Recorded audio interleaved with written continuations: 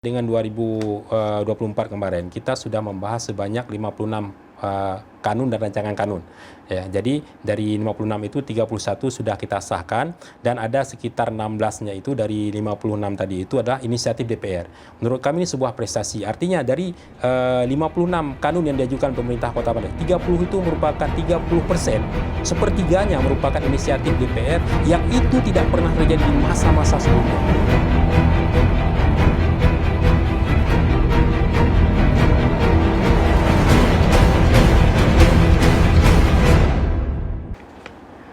Assalamualaikum warahmatullahi wabarakatuh. Kembali lagi dengan saya Siti Aminah di channel PHTM, tepatnya di episode ke-74 tahun keempat edisi Kamis 2 Mei 2024. Bagi rekan yang belum subscribe, silahkan subscribe dan kita masih menunggu komentar yang positif dan membangun pastinya. Baik rekan PHTM, kali ini kita akan berbicara tentang Kota Banda Aceh pastinya dengan tema kita mengukir sejarah pasca COVID-19 untuk memajukan Kota Banda Aceh.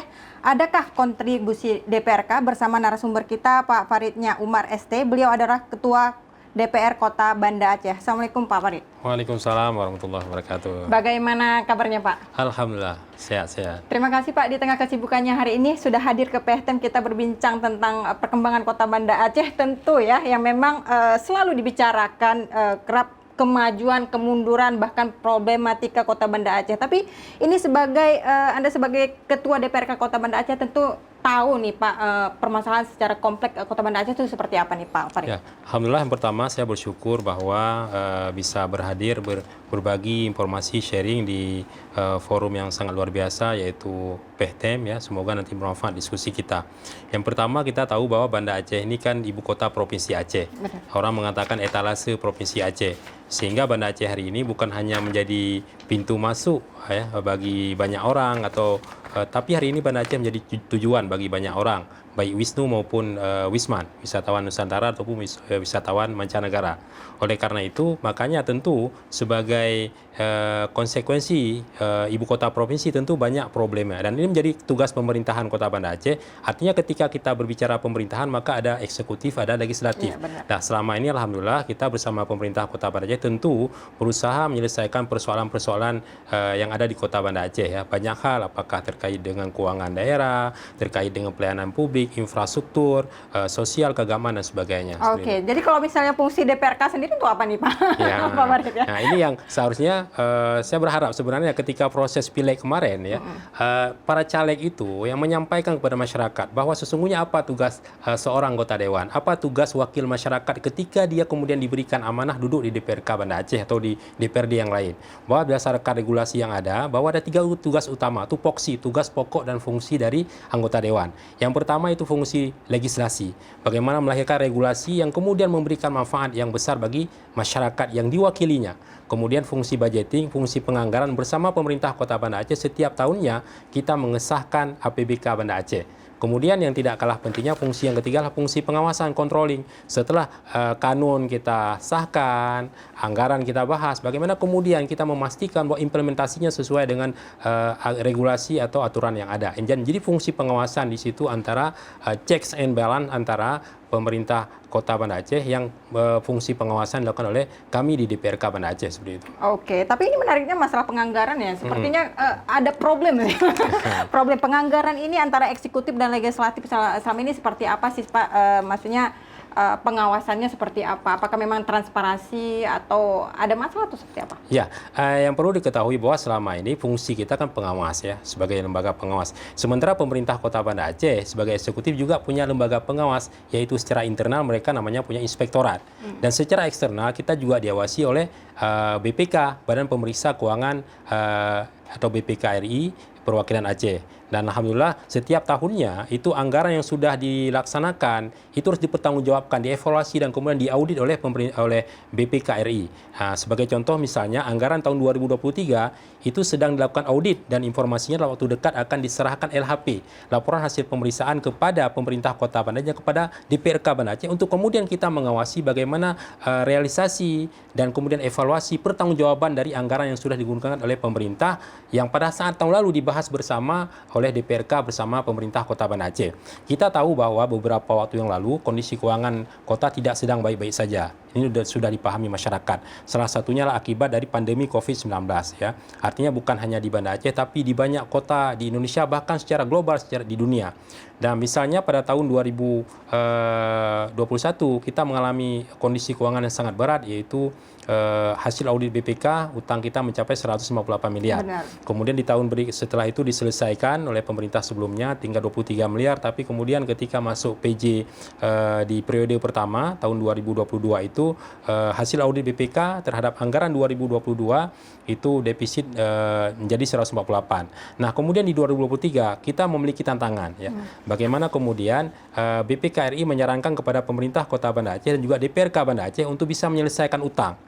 Ada yang menarik di sini ingin saya sampaikan. Sebenarnya BPK itu memberikan tahapan waktu 2 atau 3 tahun untuk menyelesaikan hutang yang ratusan miliar itu.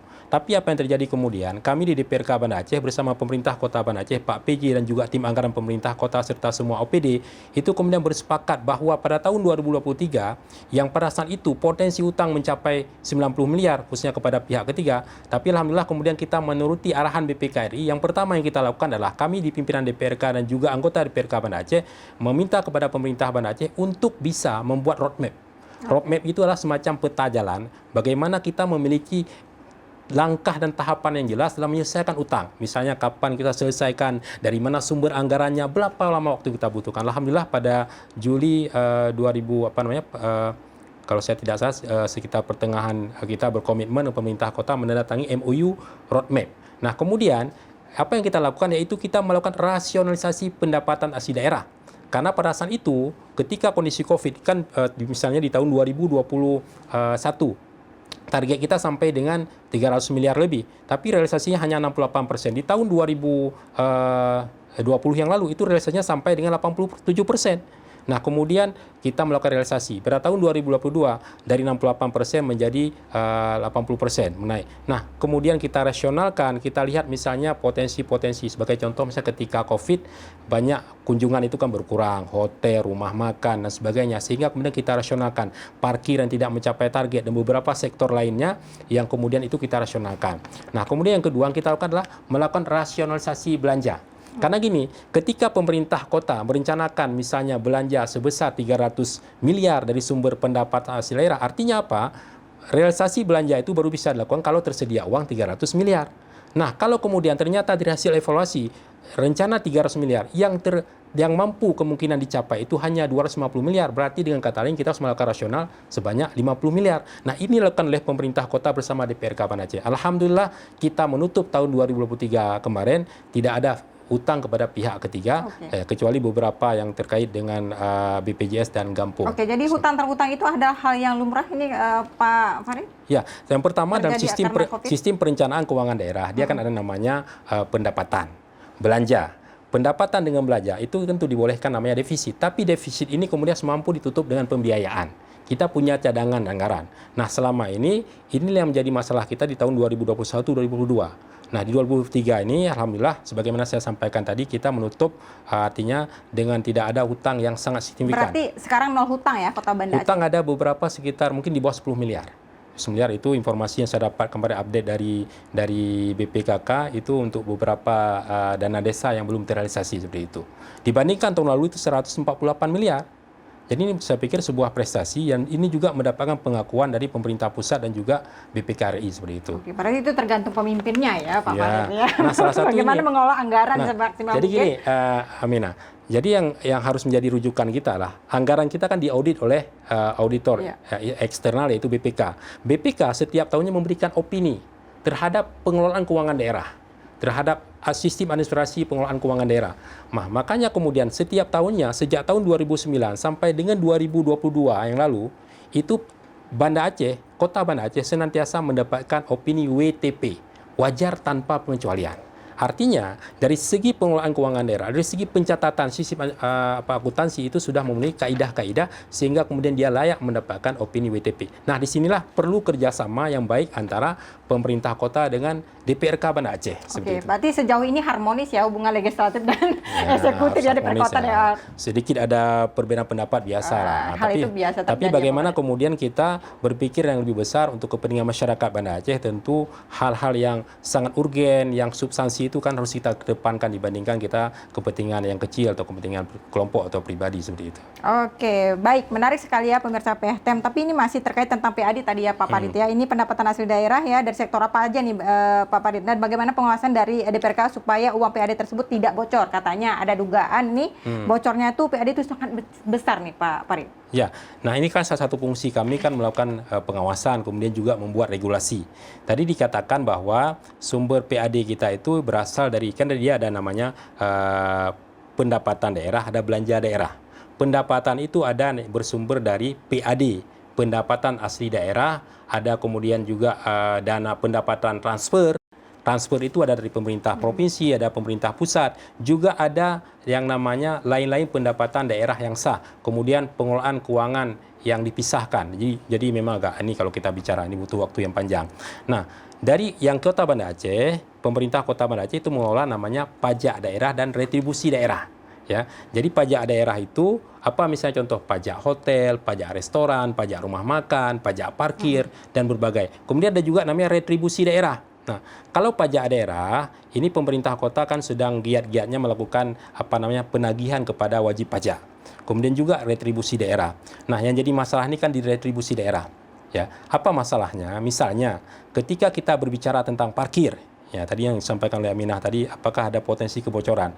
Kita ada namanya retribusi parkir di tepi jalan umum, ada namanya pajak parkir. Retribusi parkir umum itu dikutip yang ada di pinggir-pinggir jalan. Ya, nah.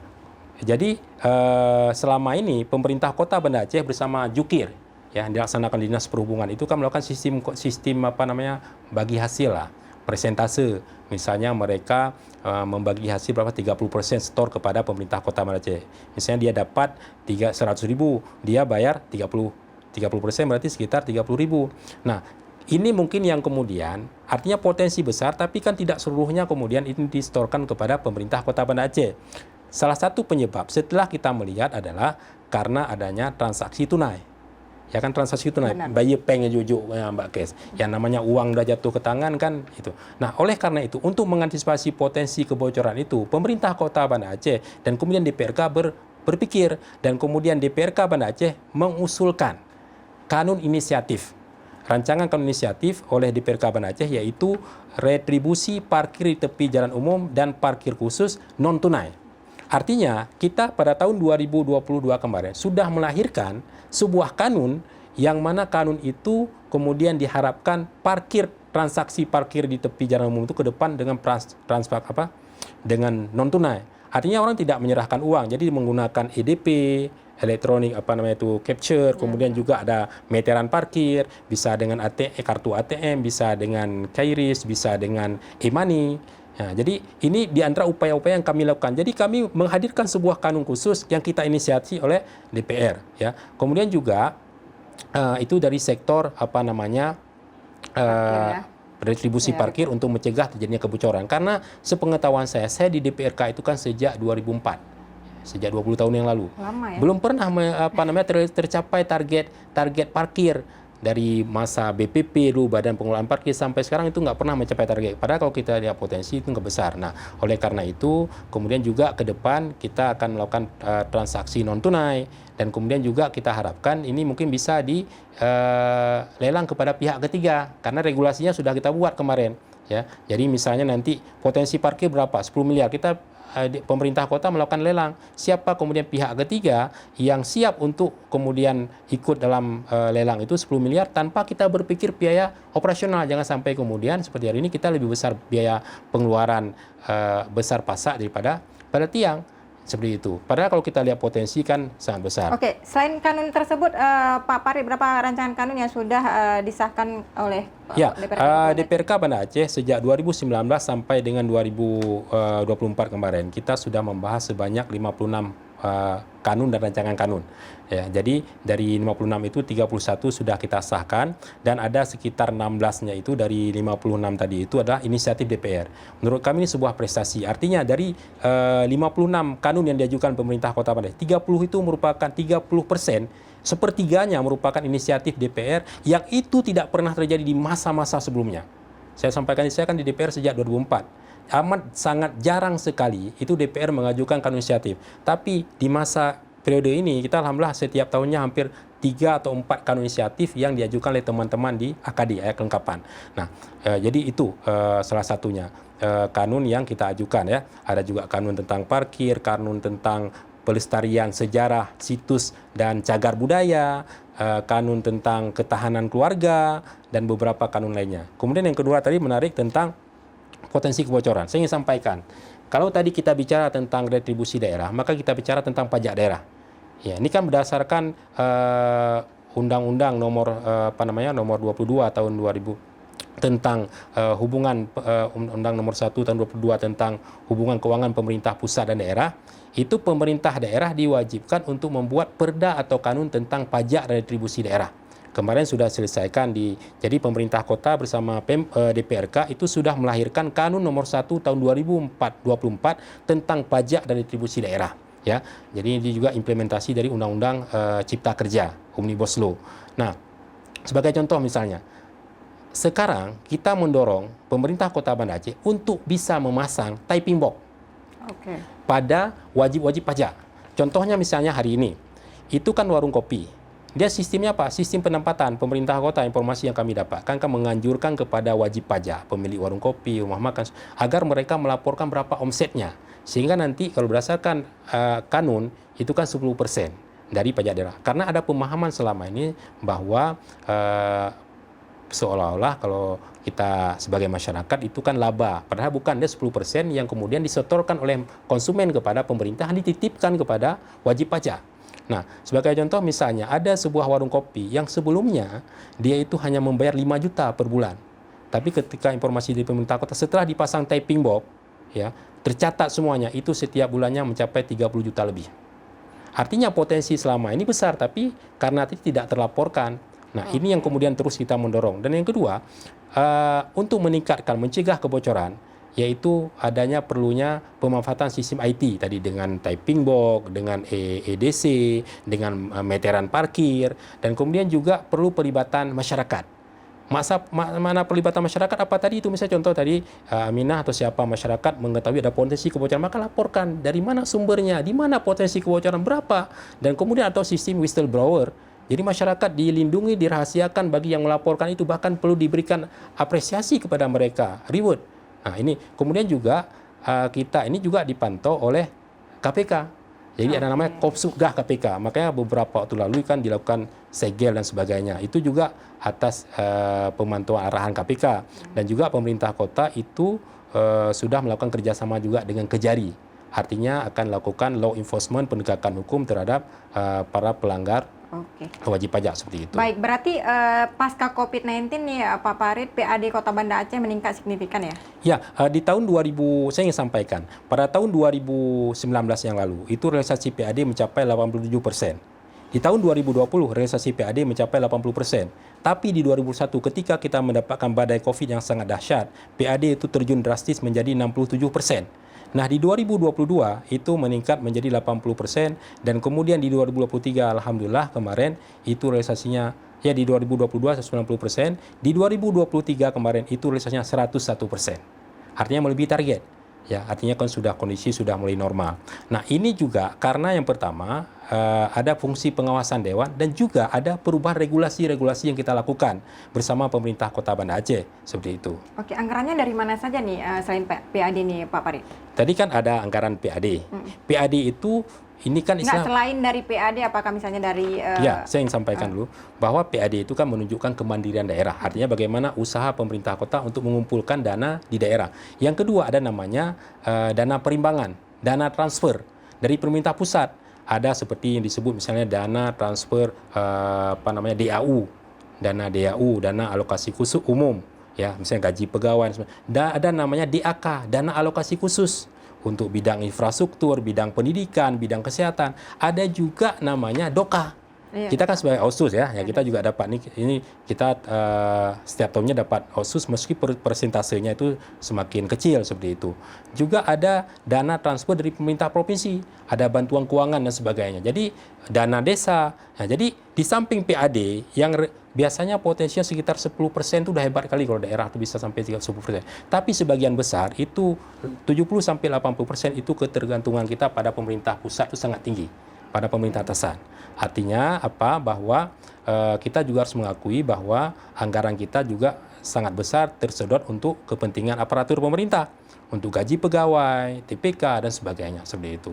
Oke, berarti dari dana tersebut yang mana nih paling banyak persentasenya? Apakah dari DOKA, PAD? Oh, dari transfer, dari DAU. DAU itu kan sangat besar ya, hampir sampai sampai setengahnya itu dari dana transfer, bahkan lebih dari pemerintah pusat. Kalau PAD itu hanya sekitar maksimal 10% itu sudah tinggi menurut saya seperti itu. Oke, tapi ada beberapa permasalahan ini. Pak Pari, kita nggak apa-apa ya sharing ya, maksudnya permasalahan di Kota Banda Aceh, misalnya kerap ada beberapa tahun yang lalu, saya lupa tahunnya, tapi kan misalnya ada gaji guru yang tertunda misalnya. Nah itu, kemudian DPRK belum mengesahkan, itu seperti apa sih prosesnya sehingga anggaran itu sempat macet. Nah, itu bagaimana transparansinya kepada publik? Ya, ini kan salah satu fungsi kita, fungsi pengawasan. Ketika kita mengesahkan anggaran, kita kan membahas bersama pemerintah Kota Banda Aceh. Ketika bicara tentang pendidikan, tentang tunjangan guru dan sebagainya, di situ ada namanya Dinas Pendidikan dan Kebudayaan. Ya, kita bahas secara transparan. Tapi tadi sebagaimana kami sampaikan, di tahun 2021 memang kita mengetahui bahwa kondisi keuangan tidak baik-baik saja. Ya, kita mengetahui itu setelah kapan? Setelah lakukan audit BPK. Bahwa ternyata ada tunjangan guru yang belum terbayarkan, ada tunjangan tenaga kesehatan yang belum tuntas, ada TPK pegawai yang belum juga belum diselesaikan. Nah, kemudian setelah itu kita melakukan evaluasi dan kita mendorong. Nah, ini yang kemudian diselesaikan pada tahun 2022 dan 2023 seperti itu. Oke, menarik nih soal anggaran, memang nggak selesai-selesai nih Pak Farid ya, karena ini pembahasan secara khusus, tapi anggaran lagi yang dibicarakan oleh masyarakat Kota Banda Aceh nih. Kita di Indonesia ini kan ada aturan. Ya. Sebelumnya wali kota definitif itu 2017 sampai 2022. Dia punya visi misi. Masa Pak Amin dengan Cik Jainal itu punya visi misi Banda Aceh Gemilang. Setelah itu, efek dari dilaksanakannya pilkada langsung, maka kemudian ini kan diundur pada 2024. Artinya selama 2 tahun ini kan masa transisi. Ya. Maka pemerintah pusat untuk mengisi kekosongan itu menunjuk namanya pejabat daerah, penjabat wali kota. Ini sudah 2 orang, dulu sebelumnya Pak Bakri Siddiq, sekarang Pak Amiruddin. Nah, jadi yang jadi masalah sekarang, setelah wali kota definitif ini habis masa jabatannya, maka 2023 ini kan kita nggak punya visi misi, nggak punya RPJM. Oleh karena itu kemudian pemerintah pusat melalui regulasi menetapkan bahwa pemerintah daerah itu menyusun namanya RPD, Rencana Pembangunan Daerah 2023-2026. Artinya selama 3 tahun kita nggak punya visi Banda Aceh mau arah kemana, apakah Madani, apakah Gemilang, kita nggak ada punya arah, nggak ada. Jadi arahnya apa? Mengacu kepada rencana pemerintah provinsi dan juga pemerintah pusat, kan itu. Nah, apalagi sekarang kita juga mau bahas RPJP. Yang mau saya sampaikan adalah PJ wali kota ini nggak punya visi, nggak punya target khusus. Misalnya contoh, periode yang lalu Pak Bakri, targetnya apa? Yang pertama dia menyelesaikan persoalan keuangan, itu pesan. Persoalan keuangan yaitu utang. Kemudian persoalan stunting, inflasi. Kemudian di masa Pak Amir, dia tugas khusus yang diberikan oleh Kementerian Dalam Negeri apa? Di samping menyelesaikan inflasi, menyelesaikan stunting, juga mensukseskan Pileg dan Pilpres. Satu lagi amanahnya ini nanti misalnya kan bulan 7 berakhir nih. Kita nggak tahu apa disambung. Maka PJ wali kota ke depan bulan 7 sampai dengan selesai, itu salah satu tugas utamanya adalah menyukseskan pilkada. Jadi nggak ada dia nanti mau buat Banda Aceh arah ke sana ke sini, mau bangun itu nggak seperti itu. Artinya apa? Anggaran yang tersedia pun dengan sangat terbatas. Kan sudah jelas posnya untuk pendidikan sekarang sekian, untuk kesehatan sekian, untuk infrastruktur sekian. Jadi kalau kemudian ada misalnya, saya kalau jadi siapa wali kota, saya membuat Banda Aceh seperti ini, itu nggak bisa. Ngalu ya jadinya. Nanti setelah pilkada, kalau terpilih, baru buat visi misi Banda Aceh misalnya jadi kota apa, misalnya itu silakan. Nah nanti kemudian visi misi wali kota terpilih ditetapkan menjadi RPJM, Rencana Pembangunan Jangka Menengah Kota Banda Aceh 2025 sampai dengan 2030. 30 seperti itu. Oke, pileg kemarin gimana nih Kota Banda Aceh, tingkat persentase keterlibatan dalam pileg nih Pak Farid? Apakah memang meningkat atau memang seperti apa? Alhamdulillah, menurut ini salah satu juga sesuatu yang patut kita syukuri bahwa dari 169.146 jumlah pemilih yang terdaftar dalam DPT, daftar pemilih tetap, jika pada tahun 2019 yang lalu tingkat partisipasi pemilih di Kota Banda Aceh itu sebesar 78,63%, maka pemilu kemarin itu mencapai 81% lebih, 137.000 lebih. Artinya terjadi peningkatan jumlah pemilih dari 78,63% menjadi 81%. Ini menurut saya sebuah prestasi yang patut kita syukuri. Artinya begitu antusiasnya masyarakat Banda Aceh untuk ikut pileg dan pilpres kemarin. Oleh karena itu, menurut saya ini sebuah modal bagi Kota Banda Aceh untuk kemudian bagaimana pelaksanaan pilkada itu minimal jangan di bawah 80% partisipasi masyarakatnya seperti itu. Oke, artinya partisipasi masyarakat Kota Banda Aceh sangat signifikan ya untuk tahun ini dalam pileg. Nah, kita doakan semoga ke depan juga seperti itu ya Pak Farid ya. Baik Pak Farid, ini juga terkait tentang pembangunan proyek rehabilitasi Bandungan Karet di Lambaro ini seperti apa sudah tahapannya nih Pak Farid? Apakah memang ada target-target untuk penyelesaiannya? Ya gini, saya ingin cerita sedikit. Sekarang salah satu ketergantungan Banda Aceh itu terhadap Aceh Besar sangat besar. Kenapa? Karena sumber air baku untuk kita di Banda Aceh yang dialirkan oleh dulu namanya PDAM, sekarang Perumdam Tirta Daru, itu ada di Lambaro, ya kan? Di Lambaro. Masalah utama yang ada di instalasi pengelolaan air bersih sekarang di Lambaro itu apa masalahnya? Yang pertama, ketika debit air menurun, maka ini kan tingkat air bakunya juga berkurang. Sehingga suplai ke daerah itu, ke Kota Banda Aceh menjadi berkurang. Nah, ketika terjadi misalnya hujan, curah hujan yang tinggi, terjadi banjir, maka kekeruhannya itu juga menjadi tinggi. Nah, oleh karena itu, ketika misalnya debit air berkurang, sumber air bakunya berkurang, maka salah satu caranya itu agar misalnya contoh lagi kan mesin. Airnya dulu kan segini, tapi ketika berkurang kan udah berkurang dia. Maka untuk supaya airnya tetap debitnya tinggi, itu dipasanglah bendungan karet. Nah, bendungan karet selama ini, kemudian dengan ada bendungan karet, airnya udah tinggi, sehingga bisa. Nah, yang jadi masalah dengan adanya banjir macam-macam, sehingga terjadi kebocoran. Udah berkali-kali itu bocor, bendungan karet itu. Kita sejak masa Pak Amin dulu sudah berulang kali, kami bersama juga di DPRK Banda Aceh, mendorong agar pemerintah pusat melalui Kementerian PUPR untuk memperbaiki, karena itu bukan wewenangnya BWS 1, Balai Wilayah Sungai Sumatera 1, yaitu di bawah Kementerian PUPR. Nah, setelah 2-3 tahun kita dorong, alhamdulillah pada tahun ini baru dikabulkan. Jadi sekarang setelah berkali-kali bocor ditempel, ya kan.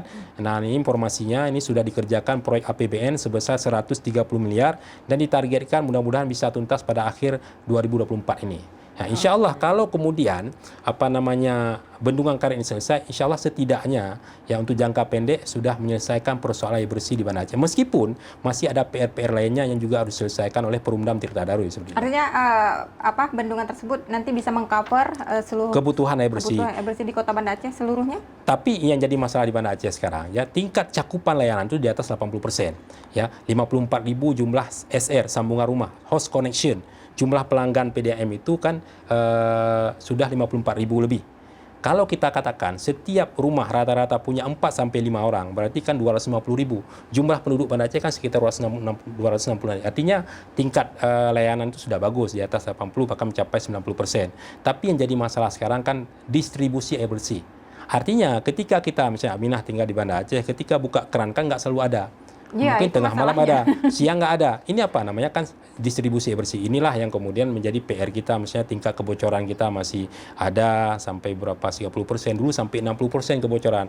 Kemudian daerah-daerah yang layanannya terjauh seperti Kuta Alam, kemudian Meraksa, ini kan Lampulo, Lamdingin, Lamborskep, itu kan daerah ujung. Cok Langku ini kan pas sering terganggu distribusinya. Makanya kemudian disinilah pemerintah kota kemudian dan juga kami DPR mendorong agar pemerintah kota melakukan upaya-upaya yang luar biasa. Misalnya kemarin untuk menyelesaikan persoalan air bersih di kawasan Meraksa, itu kita mendorong pemerintah membuat reservoir yang di belakang DPR selesai. Tapi juga untuk kawasan Kuta Alam beberapa seperti Lamborskep, Lampulo, Lamdingin, itu perlu ada juga reservoir tersendiri.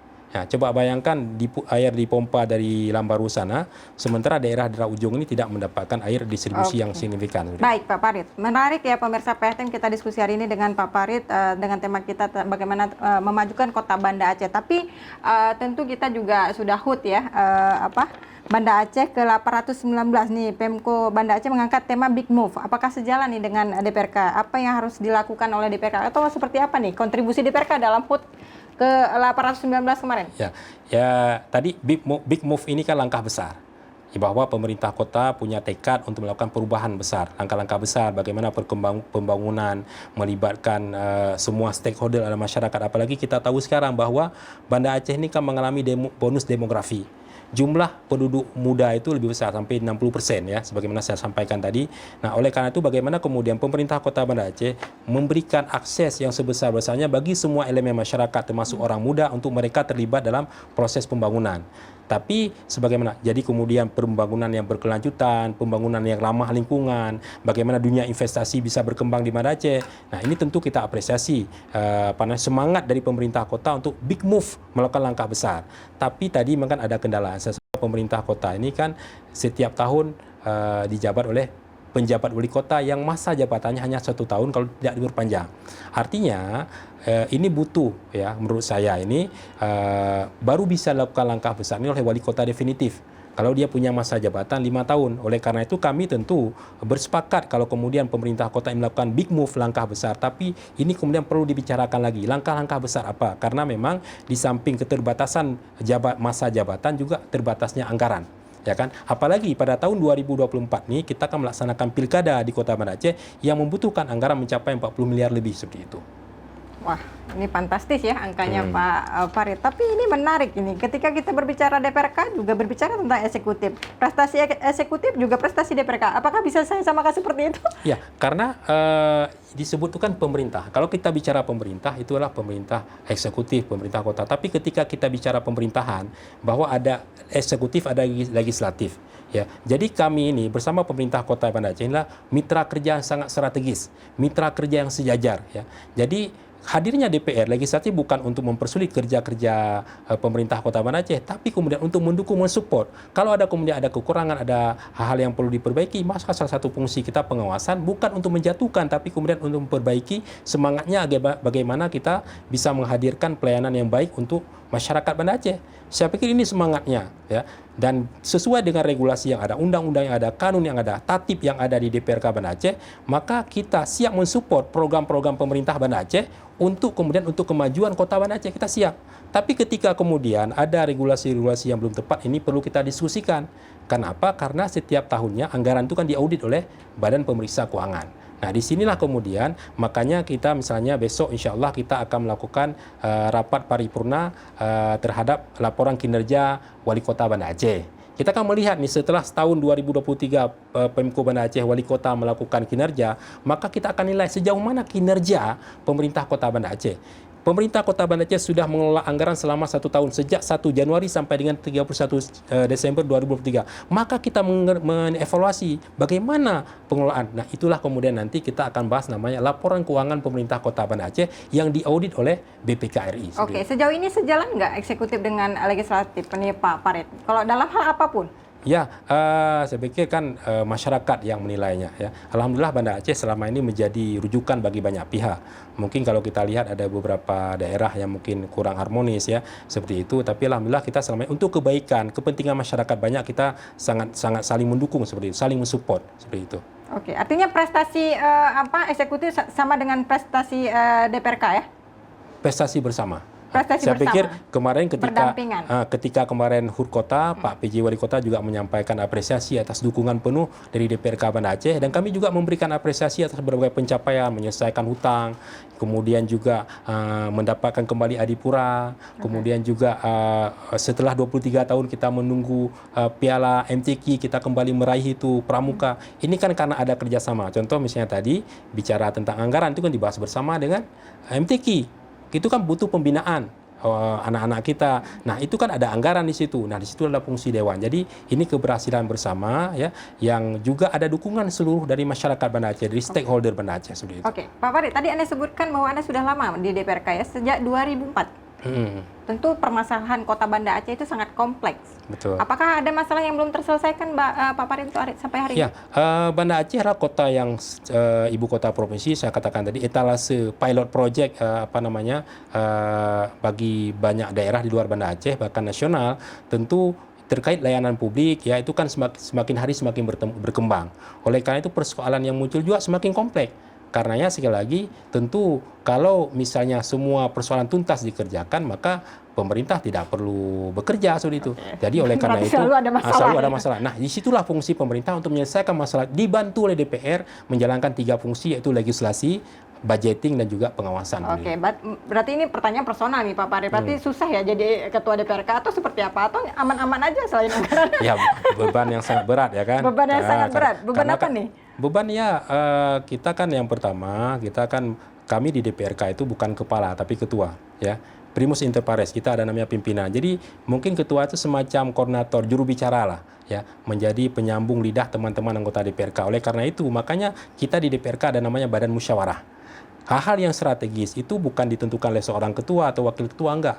Kita bicarakan di badan musyawarah. Bahkan untuk menetapkan agenda-agenda dewan itu dibahas di badan musyawarah. Apalagi hal yang sifatnya strategis untuk kepentingan masyarakat, kepentingan warga Kota Banda Aceh, itu dibahas bersama. Jadi beban ini tentu berat dan dengan dukungan penuh dari pimpinan, dari teman-teman dan juga dukungan dari masyarakat, alhamdulillah selama ini kita bekerja dengan sangat baik di Kota Banda Aceh. Baik, terima kasih Pak Farid, sangat menarik. Mungkin sebagai closing statement nih, karena waktu kita sangat terbatas, Pak Farid, silahkan sampaikan kepada pemirsa PTM yang ada dimanapun terkait tentang tema kita, mungkin sejarah pasca COVID-19, kontribusi DPRK untuk memajukan Kota Banda Aceh, bagaimana? Ya, yang pertama tentu kami sebagai wakil masyarakat Banda Aceh mendorong masyarakat Banda Aceh untuk terus berkontribusi, membantu pemerintah Kota Banda Aceh dan juga mengingatkan kami di DPRK Banda Aceh agar kami bisa menjalankan 3 fungsi utama yaitu fungsi legislasi, fungsi budgeting dan juga fungsi pengawasan. Dan Banda Aceh lah milik kita bersama. Oleh karena itu, membangun Banda Aceh juga harus bersama-sama. Tidak bisa dilakukan oleh pemerintah Kota Banda Aceh, tidak hanya bisa dilakukan oleh DPRK Banda Aceh, tapi butuh dukungan semua pihak. Apakah para akademisi, para ulama, para kaum perempuan, siapapun dia yang ada di Kota Banda Aceh, maka dia perlu dilibatkan berkontribusi. Apalagi saya sampaikan tadi bahwa kita ini bonus demografi, tentu anak-anak muda juga harus diberikan peran, dibukakan akses dalam pembangunan Kota Banda Aceh seperti itu. Baik, terima kasih Pak Farid. Baik, terima kasih pemirsa PTM yang ada di rumah. Silahkan tonton terus podcast kita setiap hari Senin dan Kamis pukul 10 pagi. Dan jangan lupa tekan lonceng untuk mendapatkan informasi terbaru. Like, share, and subscribe juga. Saya Siti Aminah mohon undur diri. Assalamualaikum warahmatullahi wabarakatuh.